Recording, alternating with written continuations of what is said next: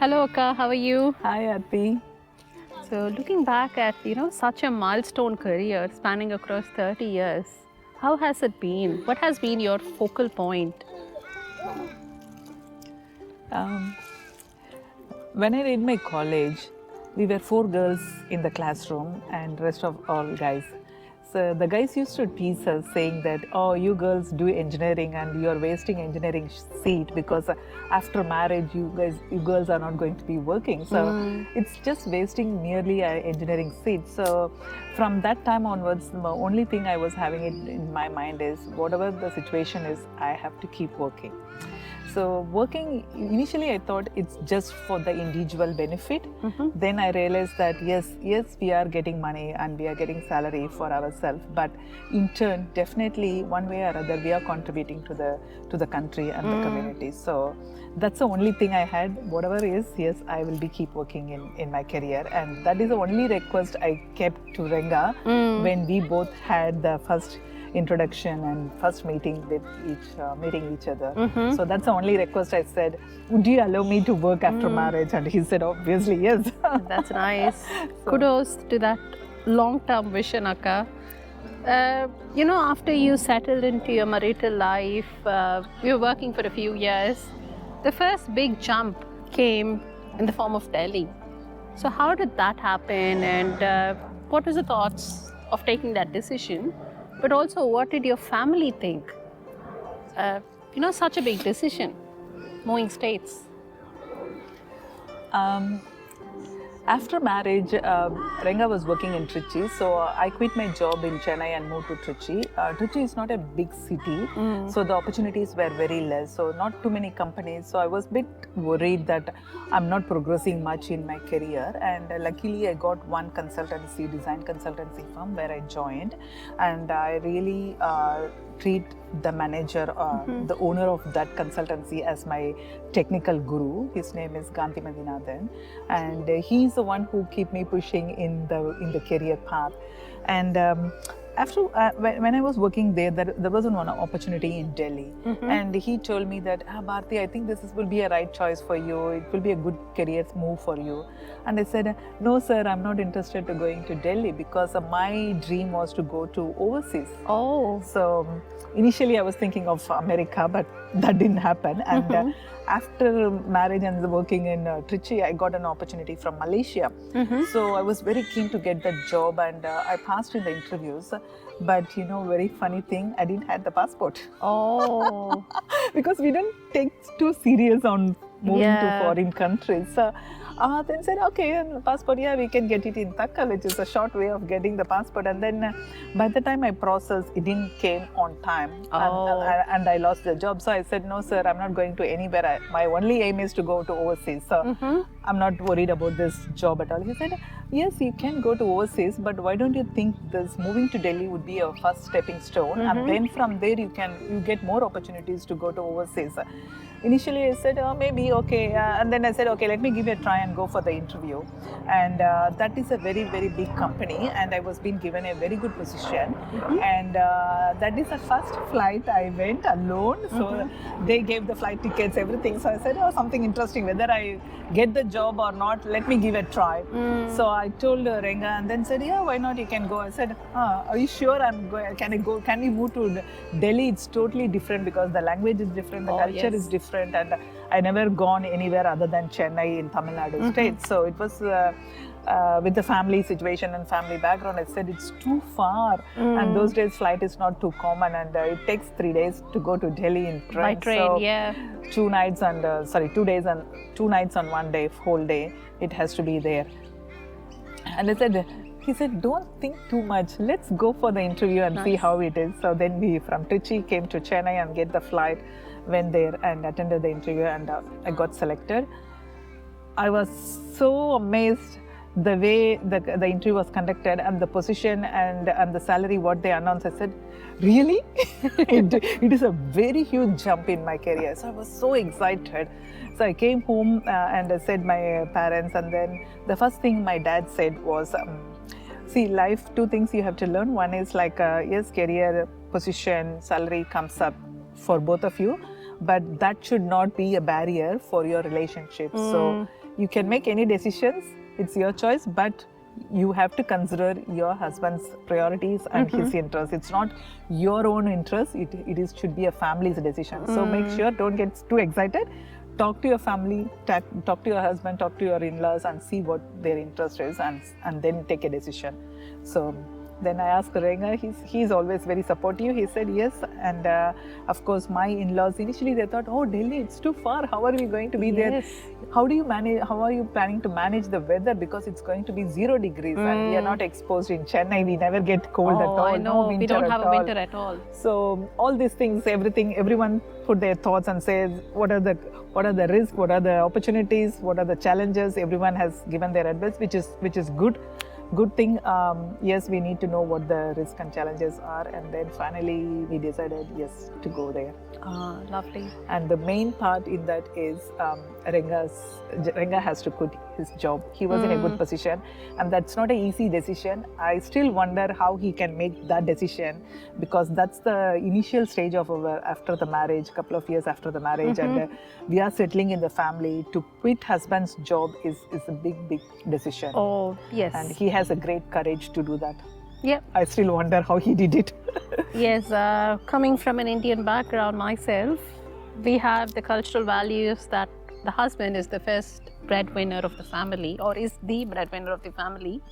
So really bold move to make such a big decision. Yes, it's all his courage and his encouragement for my career development. So he's very supportive in that aspect. Yes. What a big move to Delhi, Akka. But I know your dream was Australia or overseas. How did that happen? How did the hesitant family agree to move continents? Australia was not in my list at all. Of course, I did had America, but not definitely not Australia. I think this is, I should say that it is an opportunity knocks my door. As I said, I'm the mother devotee, and during my childhood, my appa used to say that I have an aunt in Australia. So that only one relationship we have it in Australia, but Australia is something I've seen only in the maps. I used to think, oh, Australia, I have to go sometime, but I didn't try, I didn't put any effort to look on opportunities or anything in Australia at all. But sometime in a life, I thought I may go as a tourist to see Australia, but that was only a very small thought in the corner of my heart. But there is a wordings in mother's word letters, and one of the wording is, if you have any desire in a very small corner of your mind, mother will fulfill that. And that really happened to me, and that's a true blessing. The opportunity is like, I worked in Delhi, and Renga got a job in Qatar. So we made a decision because we had the ambition of going to overseas. So whoever gets, we said yes, and then Renga moved to Qatar. So I quit my job in Delhi, and my visa was in process to go to Qatar, and Renga was doing all the paperwork. So I thought I may take some break in the career before I go to overseas. I want to spend time with my family. So I quit my job, vacated Delhi, and moved to Chennai. Soon after I moved to Chennai, my dad passed away. So that was a very big tragedy in my life, because I love my dad as any daughter would do. I love my dad so much. So that was a big loss, and I was mentally very upset, and I was looking on other side how to take care of my mom and coping up with other things in the family. And one of my friend in Australia casually gave a call and said, he was my uni friend, and said, how are you doing, and blah blah. And then he said, I'm in Chennai now because my dad passed, and I'm just looking for the visa to go to Qatar. And then he was just a casual talk. He said, we got an opportunity in Sydney, would you be interested? I said, I don't know, because my mind was not having anything at all. I said, okay, you send me the detail, let me see. And then he sent some details, and I was not looking on my emails or anything, because I was completely under depressions. And Renga was the one who was helping me in all aspects. And he said, there are some emails for you, why don't you check your emails? And then he said, he looked and then said, he has sent an email to you about the job opportunity. And then I said, okay. And then the process started, and the people in Australia, the company, know me because I was working in Alstom and I did a project in Australia. So I was coordinating with the company here, and they know my experience and my skills, and they said there is an opening, would you be interested in coming? And then I said maybe, and it is a big move because my dad has passed and I have to look after my mom and sort out all the family things there. And at the same time, my in-laws were very aged people, and for them to give me a permission or kind of acceptance to go to Delhi itself is a big thing, because we are all so family oriented, and missing someone in a family for a long time is not that common and that easy. Yes. And sentimentally, and it's more of an emotional thing. Yeah. And Renga is the sixth son after 5 daughters. So leaving him for a long distance is not something they would The parents were not ready for it. Yeah. Not accept that. But and again, Renga is having a good job in Qatar, and I don't have any words to ask him, can you quit your job again? Because he has already done once in Delhi. So, and this is his turn. He got something good in his career. So I don't want to make that decision. So I said that, so I went for the interview. It was all on the Zoom. That those days, Zoom internet itself is a big thing because we don't have so many facilities in the home. So the interview was in the internet center. Kiosk, yeah. Kiosk, yeah. I went there and then prepared for a video interview. First time a video interview, I never did it. So all these things are a bit challenging and quite interesting as well. So much of anxieties. Yeah. I wasn't made my mind whether to go or not, but I was very keen to know whether I am selected or not, because that is something I can rate myself where I am up to the market. So everything went well, and I got selected. Apart from other candidates, I got selected, and they said, yes, we are happy to process your visa. And then I thought, oh, everything is happening so quick. And I was telling Ranga, have we made up a mind? Are we going really? And then he said, yes, I think Australia is a good place for living, and I'm happy to again leave my job and come with you. So that decision was very hard, and to convince my in-laws that Ranga is again going to quit his job wasn't easy. But yes, of course, they also they are experienced people. They know what's good in life, and they said okay. And initially they said maybe I said because the visa is for 4 years or 2 years of job and then continuing for 2 years. They said maybe okay, maybe 1 or 2 years you can go and come back. Yep. So that's the intention. They said yes. Get bored of it. And then we made up a mind, and we came on June 2007 to Australia. So it's been 17 years of Australian life. Thanks to missing out on Malaysia, missing out on Qatar. Yeah. And thanks a lot to Ranga and us support. We have both of you here today.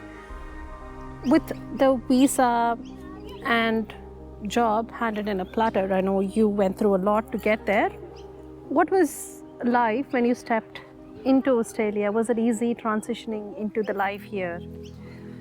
To be honest, yes, because to some extent I would say yes, because I've seen many of the people who take migrations and come with a PR, permanent residency, and they have to start scratching their first job in Australia was very hard.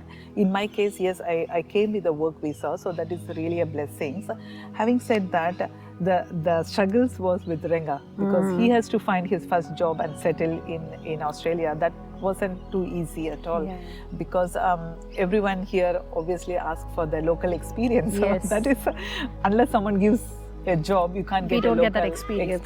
So that was a bit challenging, and I feel guilt until he get a job and settle, because I feel like, oh, did I made a right decision? Because he's sacrificing his job, whether he would be able to get the right job. All those things were in my mind. And I should appreciate and thank my colleagues at that time. 4 friends were there, and they're gem of the people. One is Shahanaz and Krish, and other Vinuta and Deepthi. We were like 5 families together, and they supported each other. And just to step in, because it's a new culture, a new place, I don't know anyone. Yes, I do have an auntie and uncle, Vasanta auntie and Mano uncle, but I haven't met them before. So after coming to Australia, I've heard their name. My appa used to say in my school days, which I was dreaming it to see, but I haven't met them. And then once I came here, they guided me and so many things. And that's the only relation I had, and some of the friends, 5 friends. So I just started with a small circle, and today I have a good family here. Nice. I know, I mean, again, as we can't stress enough, because Rangana has done so much, but also with our Indian mindset, and the cultural shock would have been big, right? So you had a different culture to acclimatize to. You had friends, you had family, but still, when did you decide Australia is home? What was that moment? I came on work visa, which is for 4 years, and then the company also suggested to go for the permanent residency. So permanent residency which is just converting the work visa to the normal visa, so we can work for many years in Australia. So we thought that's okay, let's continue for a few more years, because we both didn't have any mindset to say, okay, I'll be settling in Australia, or we will be settling in India, or we can be here for 5 years or 10 years. We don't have any mindset. So we said, let's go with the flow. And when there was a time when we have to convert the work visa to the permanent residency, we said, okay, just let's get it done. So that was a quick one, which we did it. And then getting a complete citizenship and getting into Australian citizenship, that took quite long time, because after getting PR, everyone recommended us to go for a citizenship, which it took long time for me to make up my mind, because I don't want to lose my Indian passport. Yes. It's a bit of a sensational and emotional thing. But later I realized that whether we are an Australian or an Indian, the core values, what we want to lead, that's the main thing. So it's not the passport or the thing. Yes, we are like dual citizen now. We go more often to India, and we feel like we are more in India when we are there, and when we come here as for a work or anything, yes, we are here. So still I feel like I'm an Australian Indian. So lovely. I think true Indian at heart and Australian in spirit. Yeah. Nicely put. So thanks, Akaira. You've told me about your personal journey. When I look at your career, so in Australia itself, GE to ANSTO, spanning energy, power, and then going to nuclear, such a transition. How did that go about? Since start of most of my career were in the power sector. Since in Delhi, started with the power, and even before as well. So I was been doing all the power plants and power generations and things like that, the boiler and supporting structures. So as a civil side, yes, I've been helping in doing all the supporting structures and foundations and things like that. So I felt that time is like I'm giving light up to many families. Nice. It's an energy sector, so I feel like yes, all the families get light because of me. That's something like just to feel something like yes, our career is doing something to the community and to the country. So lighting up the country. That was my intention, and I was been continuing with that. After coming to Australia, I was working in the power sector for some time, and then zero carbon emission came, and no coal-fired boilers, and all the boilers are becoming standstill, and then we went to the renewable side, and all those changes happened. So transition came like from power generation side, I moved to the power distribution side, and I was been doing few years on that power distribution, like substation, transmission lines, and things like that. And nuclear is something totally different in my career, but of course the base is the same. So wherever we go, the civil side, always the civil is the core engineering. So you need structure and the supports and the foundations for any type of construction. So that was one thing. And second thing is like from my college days till like 15-20 years of my career, I was been working. Yes, I have to get into the career in a good position, good money, settling in a family, and those things. Kind of thinking was there. And then after 20-25 years, I thought that it's a time to return back to the community. So nuclear industry is something here, especially in Australia, it's not producing any power, or it's not going to use for anything else, just for doing the medicines and research. So the nuclear medicines, like 80% of Australia's nuclear medicine is supplied from ANSTO. So one way or other, my engineering skill and my experience is being utilized and returning to the community in terms of nuclear medicine. So I thought that yes, I work for myself. It is a time just to give something back to the community, and that's why it's a federal job. Yes, it is a different environment, but I feel the satisfaction. The most important thing in any job is you get the satisfaction. Whatever you do, whether you are doing in your career path, in your study path, or totally in a different field, still the end of the day you have to have the satisfaction, job satisfaction. So I feel more in this one. Lovely, Akka. Thank you for sharing. Such a tremendous journey that you've had across the last 17 years. I think what Malaysia missed, what Qatar missed, Australia has gained. No. You have given back to the community and also fulfilled your dream. You are so kind enough, Bharathi. Thank you so much, and it's nice to have a catch up with you. No. I'm sitting and sharing my sweet memories with you. It's been a lovely catch up. Thanks, Yuka. Thank you. With her courage, positivity, and support from loved ones, she arrived safe in her new country, Australia. Soon after settling in the new country, she embraced volunteering. Curious to know when and where? Watch the next episode, please.